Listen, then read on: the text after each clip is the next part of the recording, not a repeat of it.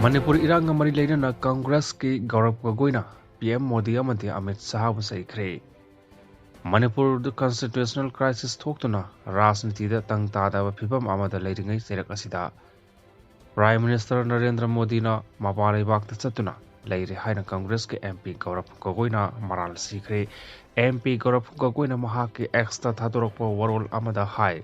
Manipur da haukiba tha kunmathoi asi ethnic violence thokliba marak asida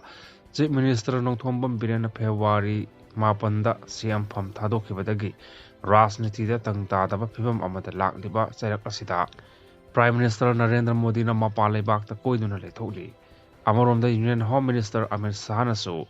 sahi ani pharaklaba Manipur crisis asibu loisinaba ngamdana leiri hainasu maral siri ma na makha taraduna awang nongpok state asida hojik nena ta taba phibam amada leiriba asigi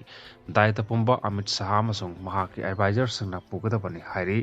tholiba crisis asigi daita pumba union government na pugadabani hairi Manipur da sahi ani pharakadoraba ethnic violence na state asida tangdu leita daba phibam amada leiringai cherak asida Chief Minister Nongthombam Birena pham thadokhraba matung rajniti gi phibam da tangta daba phibam da lakhibani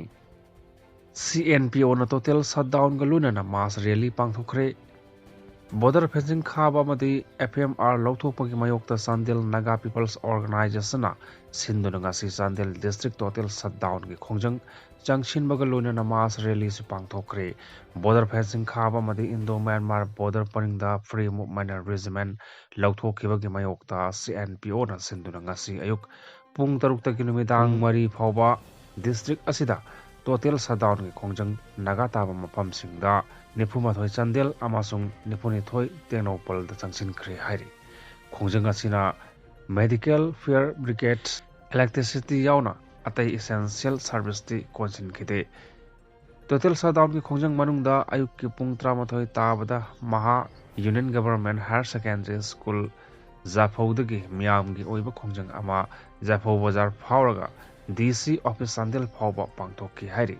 khongjang aduda NCSC MSCA Zaphong Bazar Board Chief Association Village Authority Church Leader Social Leader sing amadi miyamna saru yakhi hairi